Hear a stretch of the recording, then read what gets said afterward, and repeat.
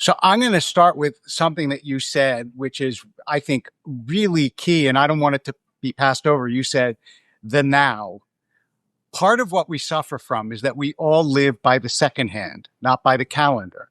You know, you have to react immediately. I was saying to a friend of mine the other day, you know, when we were growing up, the way that you reacted to someone's argument was you wrote a letter and you had a week to think about it, and they had a week to think about it. And tempers cooled, and you didn't do things instantaneously. And now we have no reaction time. And one of the strengths of religion is you actually sit there in a church, in a synagogue. You are not, at least in theory, I hope this is true, you're not posting. You're listening and thinking, and that space is really good for human beings. We are not built to react instantaneously, but all of our media now requires instantaneous reaction. So I think that the institutions have it in them to resist this, but whether people will be able to sort of take a breath and have more space in their lives is a little bit of an open question.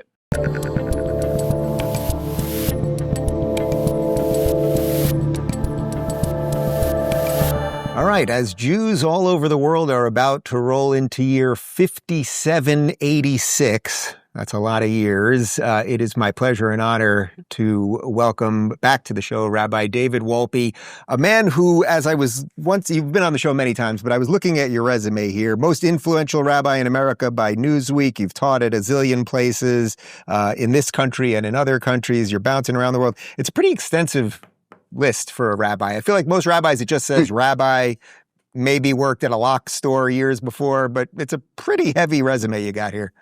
I run around a lot. What can I tell you? I mean, some people enjoy it and some don't. I'm one of those rare people who likes planes. I think of them as sort of flying reading rooms. So I get more done on planes than almost anywhere else. Oh, well, then I'm in good company because that planes back basically are the only place I can get any reading done these days. Well, it's a pleasure to see you. It's been a couple of years since you've been on the show. I thought it would be particularly nice to have you on because we're airing this on Monday afternoon, and tonight begins Rosh Hashanah, which of course is the Jewish New Year, rolling into Yom Kippur next week, the Day of Atonement. And I thought relative to all of the things going on in the world, obviously an incredibly difficult time to the backdrop of the assassination of my friend and really American hero, Charlie Kirk, whether you agreed with him or not. I thought this would be a good time to chat. So what do you want to do first? I'll leave it to you, Rabbi. People don't give rabbis instructions. Do you want to do Rosh Hashanah first, or do you want to do Charlie and the state of America first? I'll say a word about Rosh Hashanah. Maybe that will slide us into the idea of Rosh Hashanah in part is renewal. And so I think it is a deep Jewish belief that the way the world is need not be the way the world will be in a month or a year, and that we really do have the potential to change ourselves, and by changing ourselves, change the world around us. So I think that message actually of empowerment is a really important message right now, because no matter where you are on the political spectrum, nobody says the world is exactly the way I want it to be. It's clear, given everything that has happened, especially in the last, week and a half, I guess it is, seems like forever, that the world has serious problems and that we have a lot of work to do.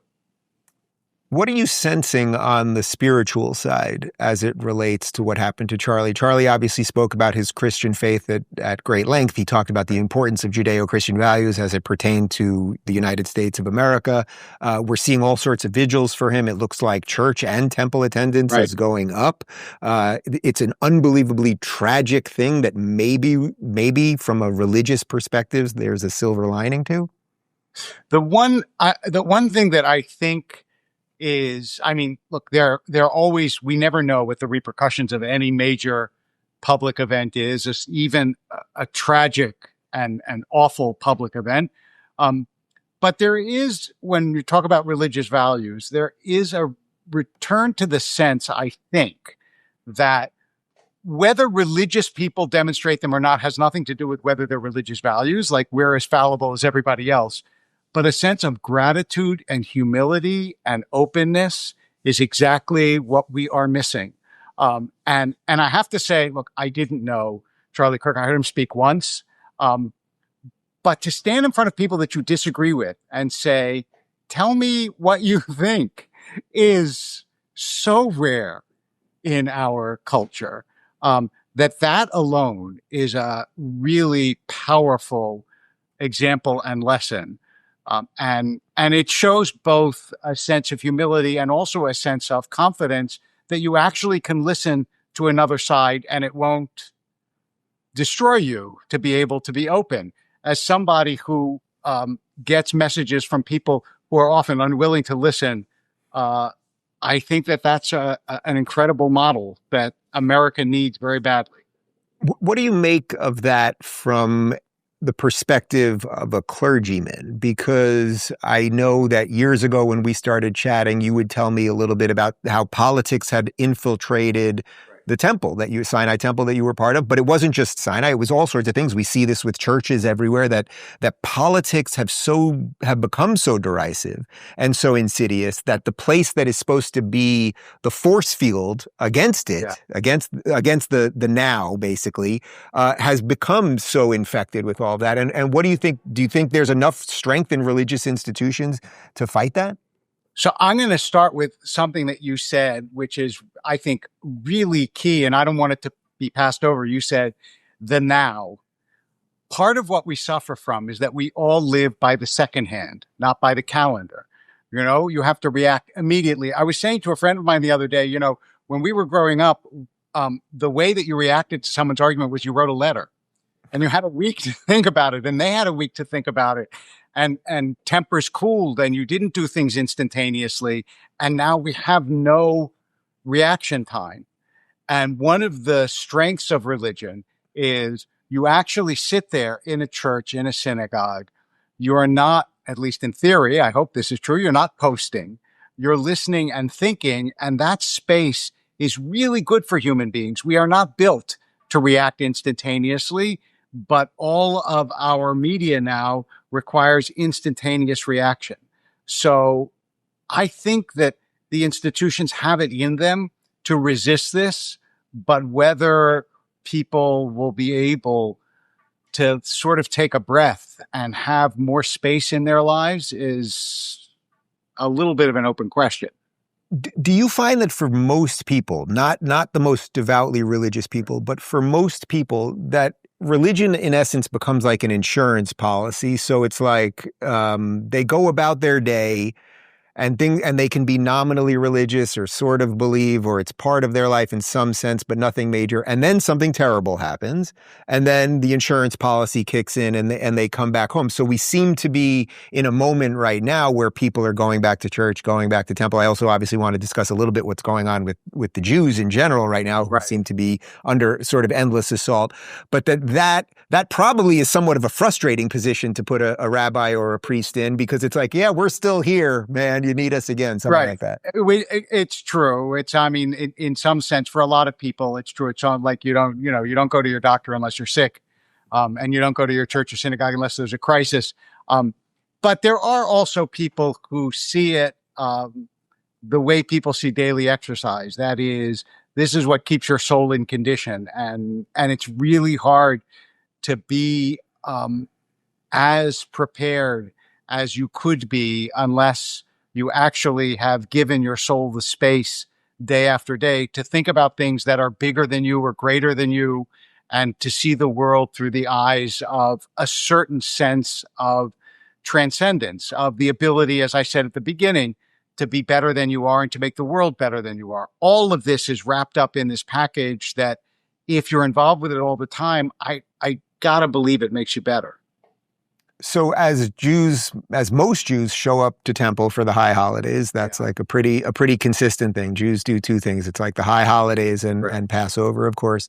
Yeah. And at this weird moment we're at, where you're basically saying, hey, you have some skin in the game. You might be able to change some of this stuff. What is it that you would want to hear from the pulpit, from other rabbis that are going to encourage people? What is it that you want them to hear right now to the backdrop of everything we're talking about? So the other night I was speaking at a Catholic university, and one of the things I said to them was, the idea that you would gather to hear a rabbi speak at a Catholic university for most of history was unthinkable.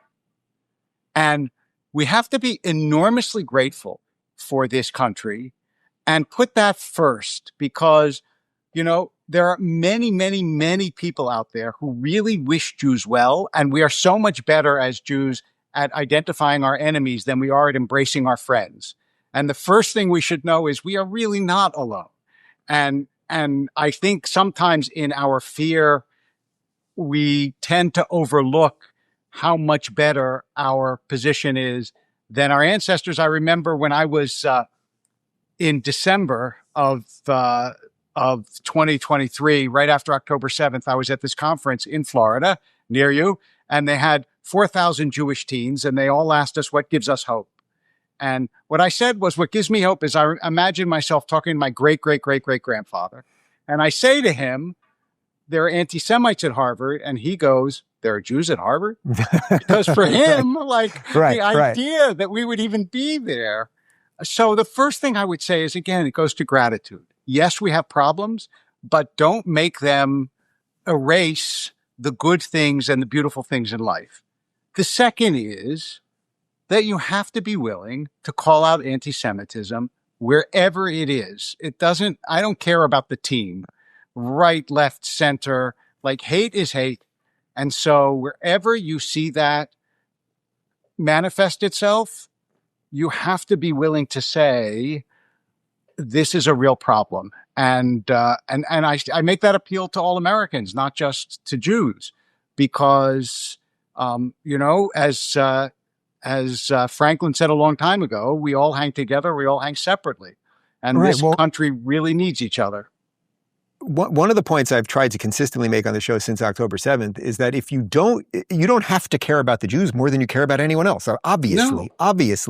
Exactly. But if you think that if they get rid of the Jews in America, or certainly in that pesky Israel, that somehow the world will be better, it's just the appetizer, man. So it's in your own self-interest, actually, to have a little bit of a defense of the Jews. I was going to say, medieval Spain didn't get, or not medieval, but Spain in the 15th century got worse. Russia got worse when it lost its Jews. Germany got worse when it lost its Jews. I mean, it's not something that makes a country better to push out minorities, especially minorities who tend to be both patriotic and gifted. So what do you make of the last 2 years then? We're almost to the backdrop, just a couple of weeks away to the backdrop of the second anniversary of October 7th. Israel basically had 4 days of grace to while they were still literally finding bodies. But even on day one, even really on October 8th, there were already people basically saying they got 3 days to deal with this. Otherwise, we know what's going to happen. And of course, we know what's happened, and it has happened at scale. Is this just baked into the code of the story of the Jews in some sense, like what all the holidays are? Some bad stuff happened, we survive, that's God, or thanks to God and belief, and let's move on. I know that's like the most bumper sticker version of it that I could possibly. I mean, except it usually ends with "let's eat," but otherwise, and let's eat. Yeah. So I mean, I would hate to think that it is baked in, although it would be hard historically to say that in some sense it isn't baked in. But I also do think, especially in America, a lot of people cannot imagine empathetically what it is to be surrounded by enemies. I mean, we have Canada, Mexico, and 2 oceans. Whatever problems we have with our neighbors, they're not the kind of problems that a country like Israel has with its neighbors. And so for Americans, it's like, why does this have to be? And the answer is that there is a genocidal cult on the border of Israel. And when I say the border, I'm talking about look a couple streets away. That's what we mean by the border in a country like Israel. And you cannot survive that way. And I understand that for Americans, that's difficult to grasp. But boy, for Israelis, it is not hard to understand. Right. I'm sympathetic to the argument when people say, well, okay, I don't care about Israel. I'm actually sympathetic to that argument. You're an American. You have every right to care about America, and that's it if you so choose. But I'm not sympathetic to the argument of I don't care about the Jews who are American in the way that you just described, that this is a patriotic, gifted people who are so woven into the fabric of America. You throw them aside and you're basically throwing away the tapestry of America. Well, that's certainly the case. I mean, there is no America without like a salad of minorities that composes. There is no prototypical American. The prototypical American is somebody who believes in the ideals of this country and is, a citizen of this country who's willing to defend it. I mean, that's what we have classically seen as American. It didn't matter what your other ideas or religious beliefs or so on. And that was it was and is a really beautiful binding cord for all of us. And the only reason as Americans that we should care about foreign conflicts is to the extent to which they uphold our ideals or violate our ideals. And I would say that it is pretty clear that a country that wants to destroy another country and kill all its people, that's a country that sooner or later is going to pose enormous threats way beyond its borders, as we have seen. So we should care. What we should do about it, obviously, that's a policy question, and we can have a million debates about that. Right. I'd much rather stick with the spiritual than the political. So all right, so let's do that. Enough of the political side of this. So to the spiritual side of this, and I'm actually gonna have Charlie Kirk's pastor on soon, and I'm gonna ask him this question too. But from a Jewish perspective, what would you say to the purely secular person who maybe is waking up a little bit now, who's almost ready to open up the door and go, Rabbi, what the hell's going on here? Yeah. What do you think are the ways that you can encourage people to come back through those doors? The first thing I would say is that everybody has to recognize that the fact that America believes deeply in individualism doesn't mean that the world stops at the border of yourself. And actually, it is ultimately even in your interest to go beyond yourself, because a world in which everybody cares only for themselves is a world that will not sustain itself.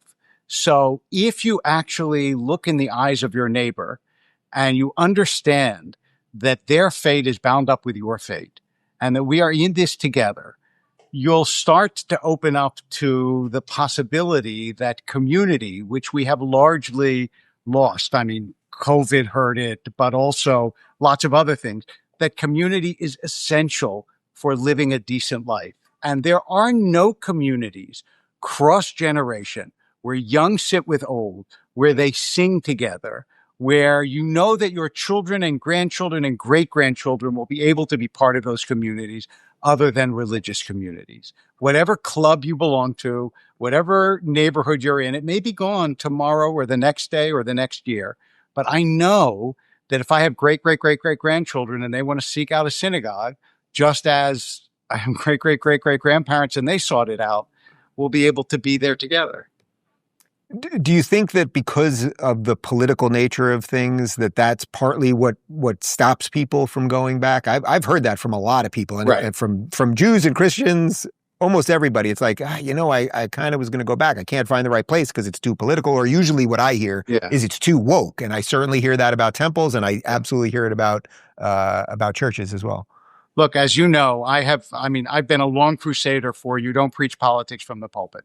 And the reason is that I want everybody to be able to worship in the same synagogue.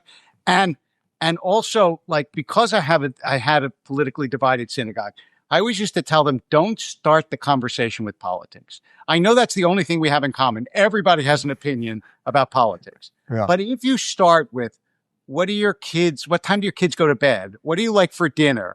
What do you like to watch on TV? And you get to know the other person as a person, then you might discover that even if they disagree with you politically, there's another soul there that you can actually connect to.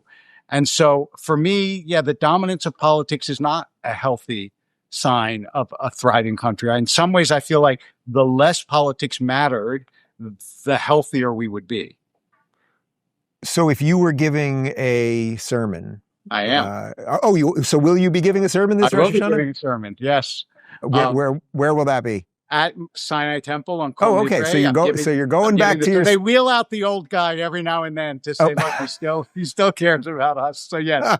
Well, all right. It's like old timers day. They're bringing you back in. All right. Very impressive. So they're bringing you back in. You're going to give a sermon. I mean, I know you probably don't want to give away too much. I also am not entirely sure. I'm very much like, I think about it almost up to the last minute. But I will tell you at least something that I am thinking about, which is, when when his father tells him to go find his brothers, he runs across this stranger in Genesis, and the stranger says, "What are you looking for?" And he says, "I'm seeking my brethren." And when I read that line recently in the Torah, it really struck me that I think there is this deep hunger in America to seek one another as sisters and brothers. And so much gets in the way, like political opinion or what you just saw on the internet or what somebody posted. But the yearning for human connection, human to human, to come together in God's presence as just children of God, not as Democrats or Republicans, but as children of God, that I think is not only powerful, but ultimately, I hope, could be our salvation. Now I'll give you a tough one. Now we're going to do a little biblical, a deep dive on the Bible here.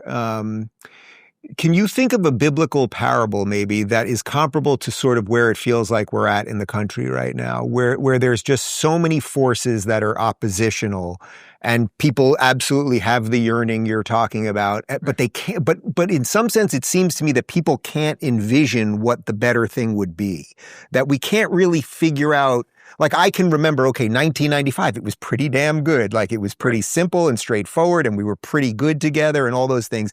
But now it sort of feels like it's hard to envision what it would be like if we could get past this. Is there some sort of biblical story that maybe give us an indication of what that road would look like? I actually think the entire arc of the Bible in some ways is like that, because all of the Bible is about Israel getting to the promised land. But when you finish the Bible in Deuteronomy, they're not there. They're still in the desert. And so the recognition that things will never be perfect is really important to anybody who believes, either as Christians that there's a second coming or as Jews that there will be a first, but whatever it is, it's not here yet. So we accept the imperfection. But the key to this was that despite revolts, despite even revolts against Moses, against leaders, they're still somehow they managed to make it across the wilderness, at least to the borders of the promised land. And this sense of, we are all children of the wilderness, but we have a destination and we have a community.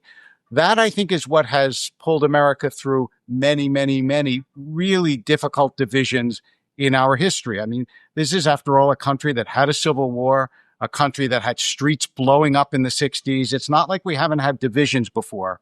But at a certain point, we said, you know what? This is an enterprise that we actually all have a stake in.